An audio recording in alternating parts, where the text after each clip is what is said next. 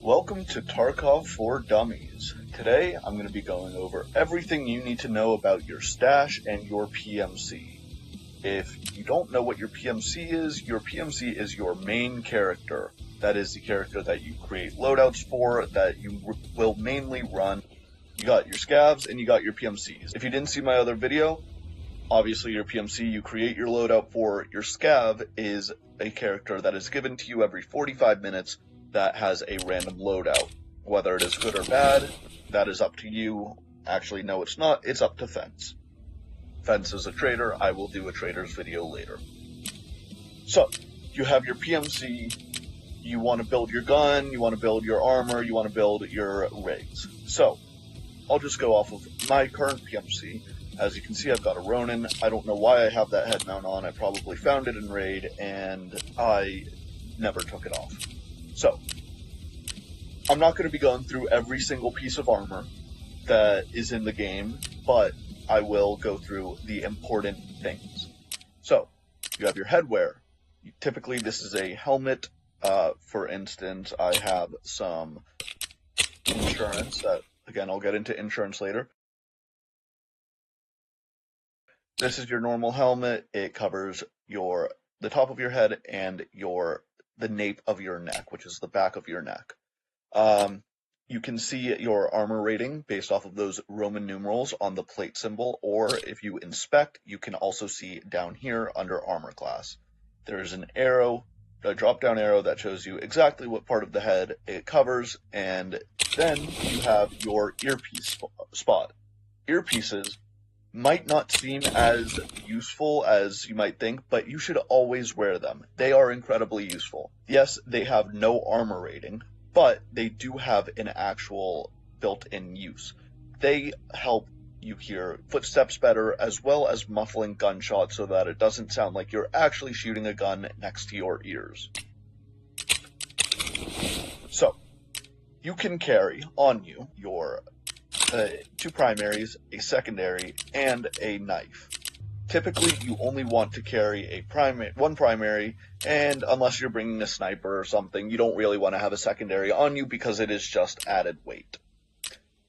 You also have your body armor, which, as you can see, I'm not wearing, but that is because you also have tactical rigs, and some tactical rigs have spaces for plates.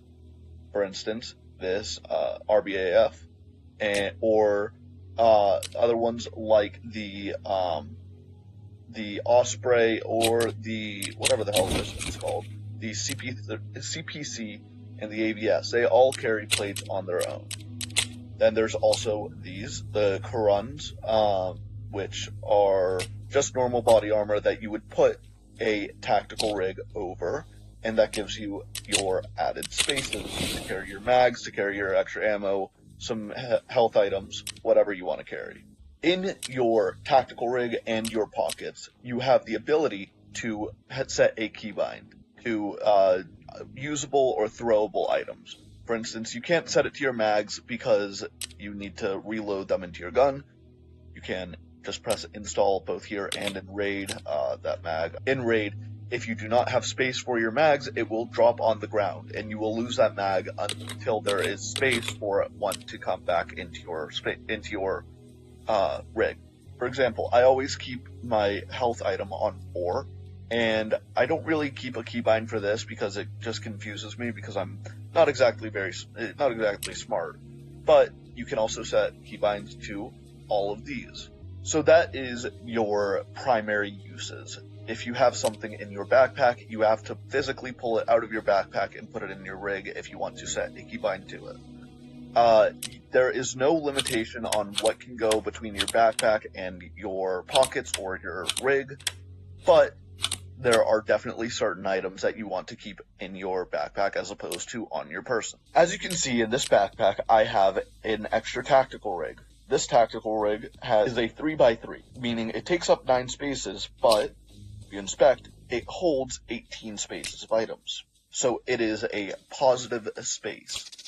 If you open it, you can see clearly that's going to fit more items than just in your backpack normally. Yes, it uses up a good amount of space, but it gives you so much more. Down here, you have your secured container. In your secure container, if you die, anything in here will continue to stay in here when you come back to the main menu. For instance, this dog's case. This dog's stack. If I die, I do not lose this or any of the items in it. In your normal, when you first download the game, you will have an alpha secure container, and that is only a 2x2. There's a task later on given to you by Prapor, I believe. The task is called Punisher. It is a 6-part task, mainly done on customs or Thor line, I believe, and it gives you the Epsilon case. Epsilon obviously having a 4x2, so giving you 8 spaces as opposed to 4.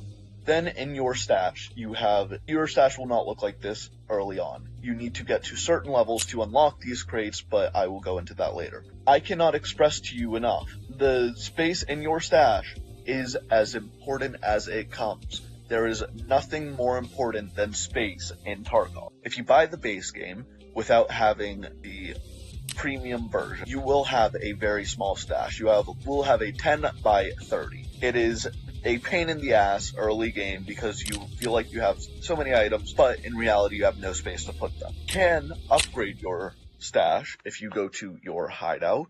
There are certain level requirements and certain items that you will need to upgrade them from level 1 to level 2, from a small stash to a medium stash, from a medium stash to a large stash. From what I can remember off the top of my head is you will need nails and you will need screws. I believe you also need nuts and bolts. I could be wrong about one of those, but I don't think I am. If you are not actively upgrading your stash or anything in your hideout, I would still suggest checking what items you need for your upgrades and collecting them in raids. A new change that they have made in Tarkov 1.0 is that some of these items, as you can see here as opposed to here, they do not have a check in the bottom right corner. That means that they do not need to be found in raids, so you can purchase them off the flea market once you unlock it, or from traders if you have that ability to. So for nails, I would need to find them while I'm in game, and for packs of screws, I could just purchase them. That will give you a good boost of space and save you stress. Then you have items cases. The first one that you will unlock is the scav junk box. As you can see in here, most items that are used for bartering, which is trading with traders without using money, are usually stashed in here, as well as some valuable items, for instance, GPUs, which are worth a lot and useful for the hideout. LEDXs, which are useful for some bartering items, but also they are very, very expensive on the flea market. Then I'm not exactly sure what you unlock next, but I believe it's either the pistols cases, which yes, can hold pistols, but not just that. It can also hold magazines, ammo, or grenades. Some grenades, like grenades that you use in grenade launchers. Then you have your medicine cases. Obviously, they help with medicine items, which I will talk about at the end of this video. You also have your docs case, which can hold key cards or paper items or keys or money or not whatever you want, but there are some limitations, but you can hold most valuable items that are not metallic in there. For instance, you can't hold LEDXs, but you can hold intelligence or blue folders or flash drives or maps or memory cards, just certain items, as well as flash drives. Certain items that you will need for tasks or to sell, and it is very useful to keep in here because it does not take up your secured container space. You have dog tag cases, which obviously hold dog tags. These are one of the least expensive items, and dog tags only spawn on PMCs, but they are useful because you can use them to trade. For instance, not that one, but here, look, 80 level 15 dog tags for an items case, or 40 for a scav junk box. Then you have items cases, which can hold almost anything in the game except for scav junk boxes and like plate cases. Then you have plate cases, obviously, they hold ballistic plates. This bag spawns on one of the bosses, and it only holds medical items, so it could also be used as a medical case. In here, we have ammo cases, which obviously hold ammunition, whether they are in the box, whether they are loose, or whether they are flare ammo, or grenade ammo, even, I believe. They are about 250,000 if you buy them on the flea, but you can also buy them for cheaper from Mechanic. Here are magazine cases. They can hold magazines, obviously, whether they are empty or full, it does not matter, and it saves a hell of a lot of space. Then, obviously, key cases. Key cases hold keys and key cards. These are very useful because if you have a lot of keys, they just spread everywhere. Once you buy your first secure container, you will realize immediately how quickly your space comes back to you, but you will also realize how quickly your space will go away. Here, we have a key tool. It holds 16 keys, and it is able to be carried on your person in raid, and it is very, very useful because, again, it only takes up one slot, but it keeps all these keys out of here so that you can hold more intelligence or blue folders or whatever else you need. Down at the bottom below your character, we have your status. So your status over here, from left to right, we have your weight, your health, your water, and your food. Your weight starts lower than 88 kilos, but that is not your as much as you can carry in raid. For instance, if I were to take this super water, I am at 29.1 out of 88.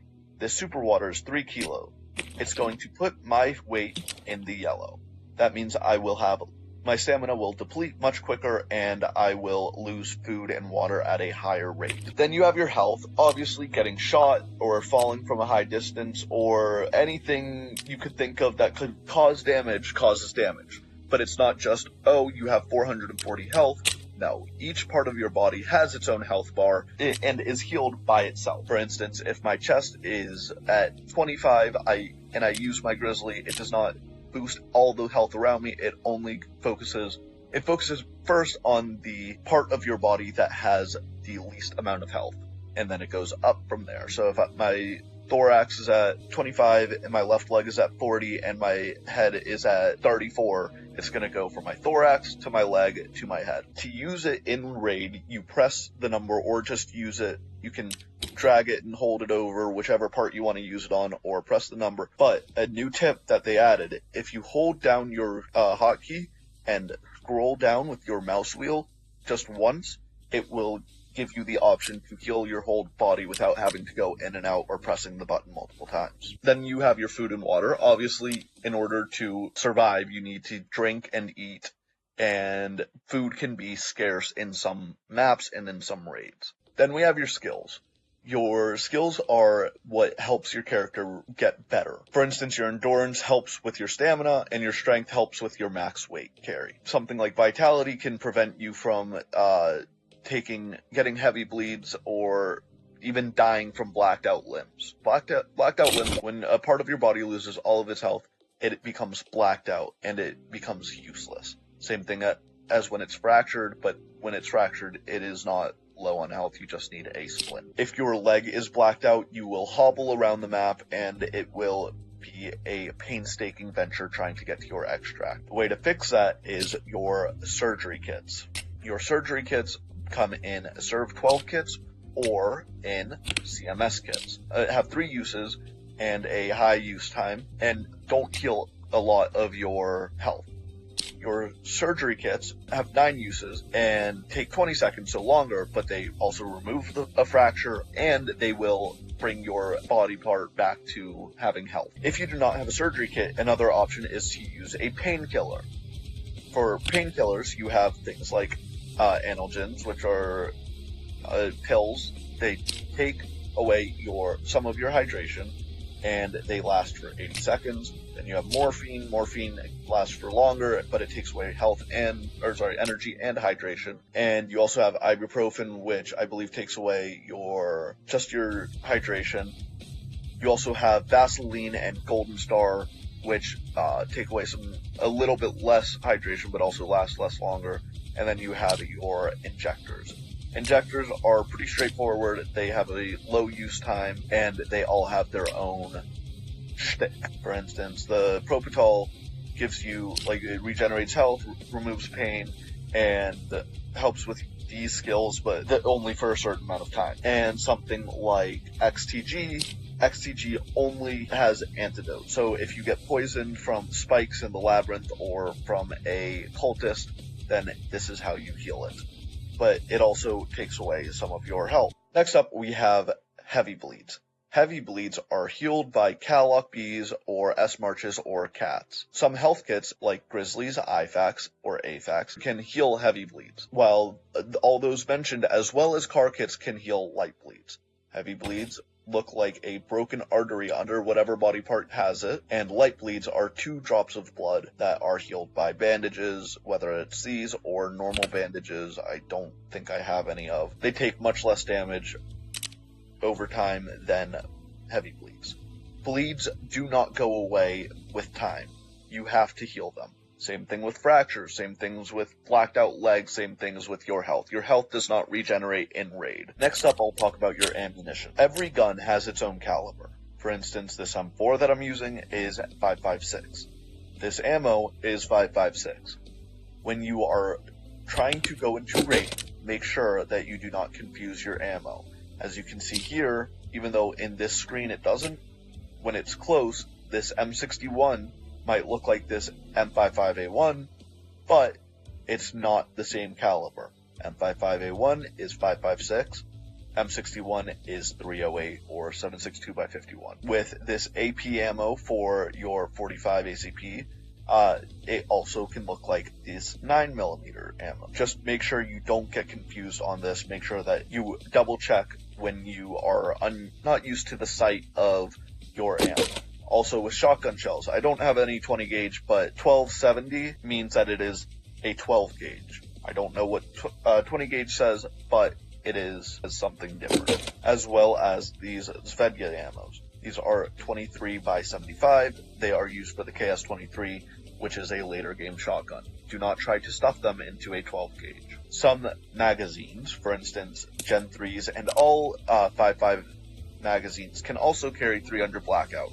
Do not put blackout in because you will not be able to use your gun. It's not, oh, it's got a mag that fits in it, but it has a different caliber. No, it will not fire. I think that about covers it. If I missed anything, make sure to let me know. If you have any questions, ask me in the comments, and I will see y'all in the next video. Have a good one.